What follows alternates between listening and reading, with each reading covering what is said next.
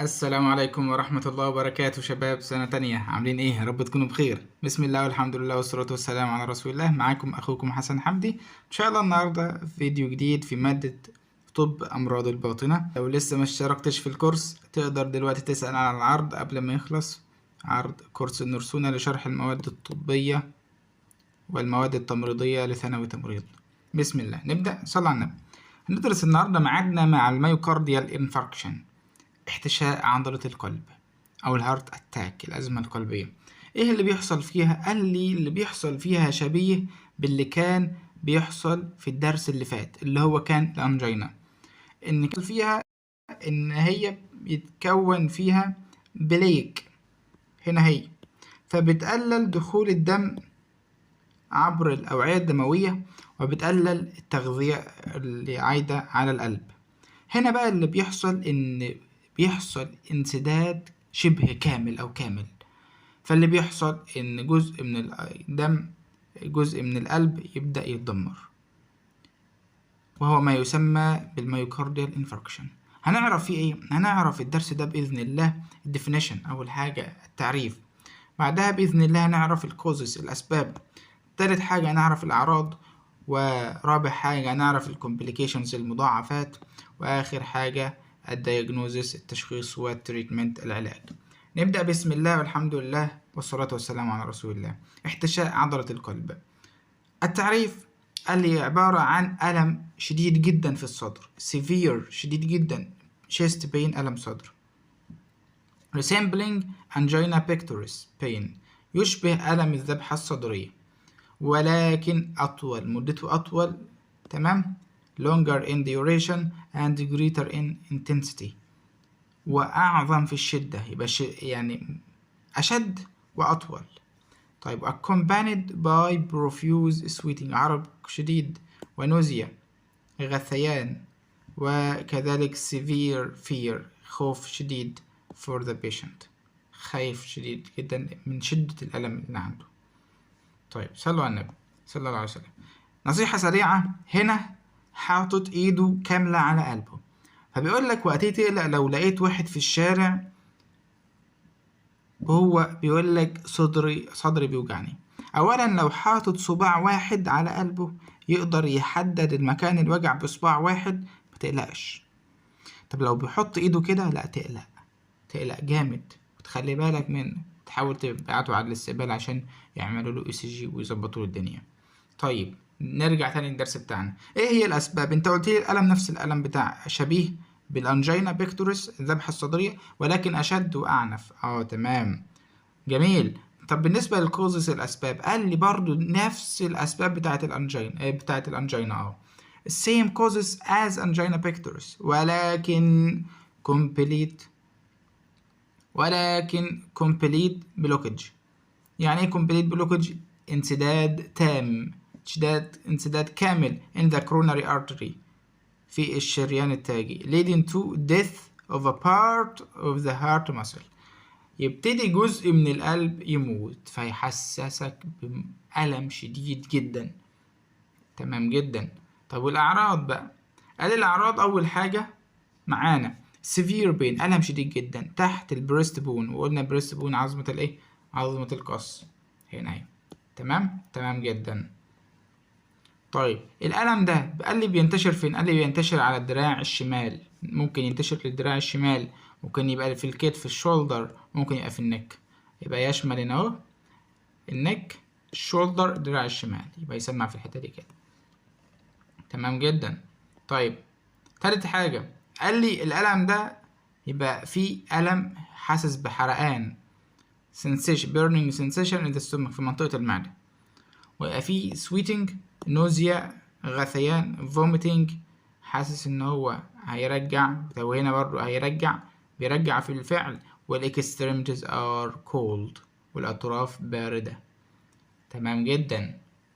يبقى هنا لحد دلوقتي قلنا الديفينيشن وسيفير chest pain مشابه للانجينا بيكتوريس ولكن longer in duration greater in intensity.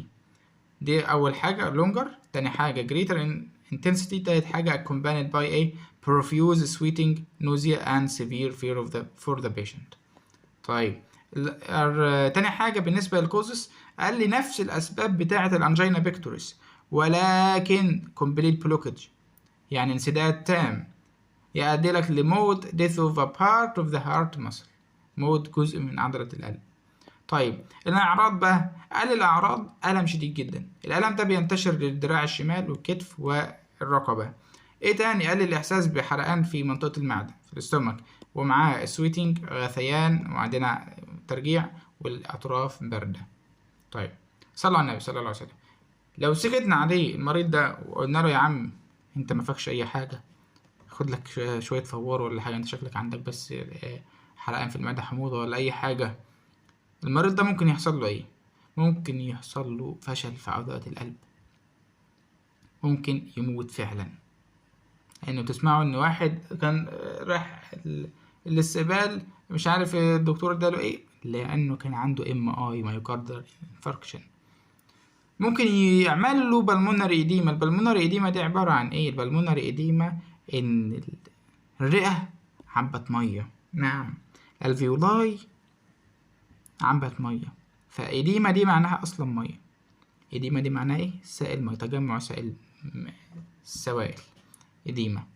فالإير سبيس، المكان اللي كان بيعبي الألفيولاي اللي كانت بتعبي هوا، لا عبت إيه؟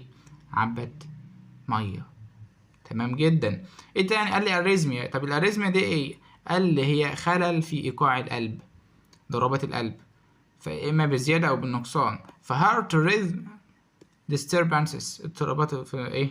في دقات القلب، وانتشار الجلطه اجزاء اخرى. ازاي دي تبقى عباره عن ايه اصلا؟ قال لي هي مش بتبقى اصلا عباره عن انسداد تام، والانسداد التام ده بيبقى فيه حاجه اسمها ايه؟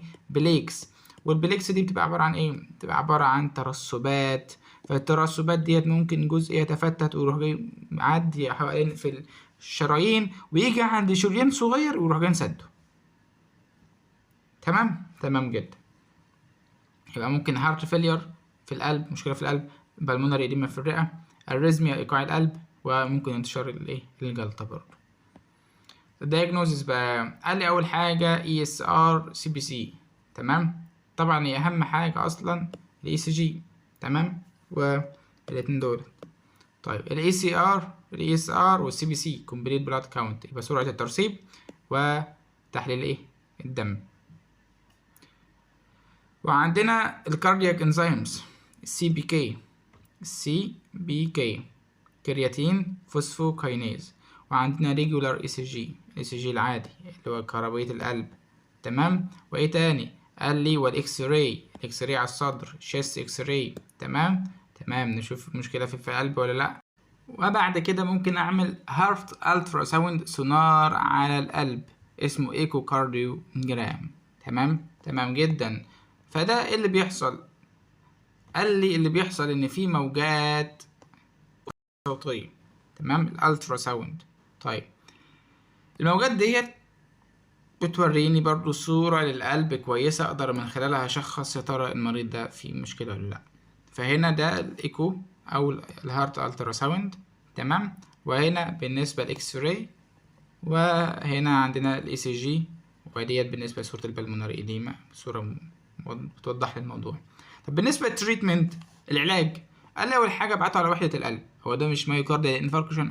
حصل لي ايه؟ قال لي حصل لي كومبليت بلوكج في الكوروناري ارتري، يعني الكوروناري ارتري شريان التاجي سد كامل، يبقى ابعته يعمل وحده القلب، مشكله في القلب، ابعته لوحده القلب. طيب بدي اعمل له ايه؟ اديله اكسجين، هيوميديفايد اكسجين، وكذلك مورفين امبول عشان الالم الشديد اللي عنده جدا، واديله هيبارين. ليه؟ قال لي علشان يداوي بالجلطه. هيبارين انترافينوس، كله انترافينوس. ليه؟ لان حالة طوارئ. تمام جدا. اديله اسبرين او انتي كواجولانت زي الايه؟ الدنديفان. طيب اديله ايه تاني؟ اديله السيربتوكاينيز. ليه؟ علشان بيحلل لي الجلطة، بيدوبها لي. يبقى السيربتوكاينيز بعض الحالات لانه غالي، بس غالي جدا ده. تمام. معانا الهيبارين، معانا الاكسجين والمورفين، معانا الاسبرين. تمام. اعمل ايه تاني؟ ممكن اعمل قسطرة قلبية، ممكن اعمل قسطرة قلبية. طب القسطرة دي عبارة عن ايه؟ احنا مش شفنا لها الفيديو اللي فات، شوف خلي بالك منه. قال لي عبارة عن ده الشريان اهو، حد صار فيه انسداد، هيدخل لي انبوبة. طب صلي على النبي يا عم، ولا تزعل نفسك، جبنا لك صورة اهي الحمد لله. دي القسطرة القلبية. هنا في تمام، تمام جدا. في انسداد اهو وزي العسل. ماله الانسداد؟ قال لي انا عايز افك الانسداد. ادخل الشبكة ديت، انفخ البالون، وبعدين هنا تثبت الموضوع، وان شاء الله يبقى ايه الموضوع يمشي على الهادي. بس طبعا هنديله دواء سيولة. ليه؟ لان الدم لو جه احتك هنا، ايه اللي هيحصل؟ هيكون جلطة تانية، فبيديله دواء بيمشي على دواء سيولة بقى. يبقى هنا اسمها cardiac catheterization، يعني قسطرة قلبية. carrying out dilation، اتساع عشان اوسع الموضوع، او اعمل له برضو انجيوبلاستي. والانجيوبلاستي ديت برضو عملية جراحية في الاوعية الدموية، لان علاقة بالاوعية الدموية، علشان ارجع الشريان الدموي يشتغل تاني، اوسعه يعني. للكوروناري ايه؟ للكوروناري ارتري. ensuring control of sugar level، اتاكد من ايه؟ من مستوى السكر في الدم، والليبيدز الدهون، وكذلك ضغط الدم. طيب واعمل ايه تاني؟ النيتروجليسرين امبول زي التريديل، ده الاسم التجاري. النيترو ايه؟ نيتروجليسرين. واخر حاجه treating complications، لو في complications مضاعفات زي الاريزميا والهارت فيلير، لو حصل فشل في القلب. تمام، تمام جدا. نراجع مراجعه سريعه تاني. صلوا على النبي، صلوا على النبي كمان مرة صلى الله عليه وسلم. يبقى أول حاجة يروح وحدة القلب، ياخد أكسجين وياخد مورفين. طيب ليه؟ قال لي علشان الألم، وعلشان الأكسجين عشان هو ممكن يخش في البلمونري إديما، أو عشان النفس والكلام ده كله والتغذية. طيب صلوا على النبي صلى الله عليه وسلم. ممكن ياخد هيبارين، أو هو هياخد هيبارين. ليه؟ علشان برضو مشكلة الجلطة والحاجات اللي ممكن تتكون. طيب يعمل ايه تاني؟ قال الأسبرين. طيب ياخد ايه تاني؟ ياخد او انتي كواجولانت زي الدندفان، هي مضاد التجلط، عشان قلنا البليك المتكون، الترسبات المتكون. ياخد ايه تاني؟ السيربتوكاينيز. السيربتوكاينيز ده ليه؟ علشان يحلل ليه الجلطة. يبقى انت الاسامي اللي انا معلم لك عليها دي تتحفظ صم. تمام، تمام جدا. ياخد ايه تاني؟ او يعمل ايه؟ يعمل كاردياك كاثيترايزيشن، قسطرة قلبية. ليه؟ علشان يعمل دايليشن للأوعية الدموية، أو يعمل له تاني أنجيوبلاستي. تمام، عملية عشان يوسع إيه؟ الشرايين. طيب قال لي يتحكم في مستوى السكر والليبيد الدهون، وكذلك ضغط الدم والنيتروجليسرين. عشان أعمل إيه؟ إحنا قلنا الوعاء الدموي كده. طب أنا عايز أحل الموضوع. أحل إن أنا أدخل قسطرة، أو أصلا أوسع الشريان، فالنيتروجليسرين يوسع. ومن من اول الخطوات اللي بتتعمل اصلا في الحاجات اللي زي ديت ان نديله نيتروجليسرين. بيقول لك اصلا في يعني الف ب، الف ب برضو بتديله اسبرين برضو. يبقى الاسبرين والنيتروجليسرين بنمشي معاهم في الحاجات اللي زي دي، مهم جدا كايه؟ كالف ب يعني اي بي سي. طيب ده بالنسبه للام اي. سريعا كده خدنا دايجنوزس اي اس ار، سي بي سي، سي بي كي، اي اس جي، او 3 سي اهو، في واحدة اس، الترا ساوند، اكس راي، كلهم فيهم اس يعني. تمام، صلوا على النبي صلى الله عليه وسلم.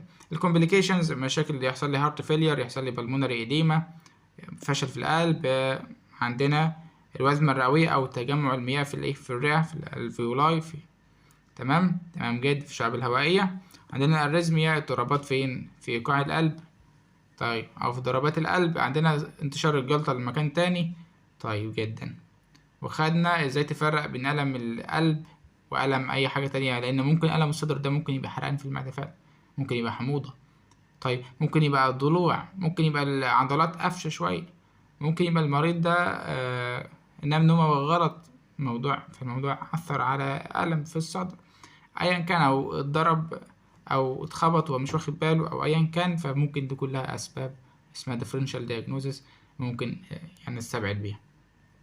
خدنا ايه تاني؟ خدنا التعريف ان هو ألم شديد جدا بيشبه الانجينا بيكتوريس، ولكن اطول، longer in duration، اطول في المدة، و greater in intensity، اشد في الكثافة، اشد في الألم. طيب ومصاحب لايه؟ بروفيوز، علم شديد، عرق شديد جدا، غزير. قال لي sweating. طيب ونوزيا، وكذلك severe fear، المريض خايف. الاسباب اللي بتعمل لي اللي بتعمل لي مايوكارديال انفاركشن زي اللي بتعمل لي الانجينا بيكتورس، اللي هو ايه؟ قلل البليكس اللي هي ايه؟ قلل اللي هي انسداد الشرايين. ولكن هناك كان partial يعني جزئي، هنا complete blockage in the coronary artery يؤدي كذلك لموت جزء من القلب.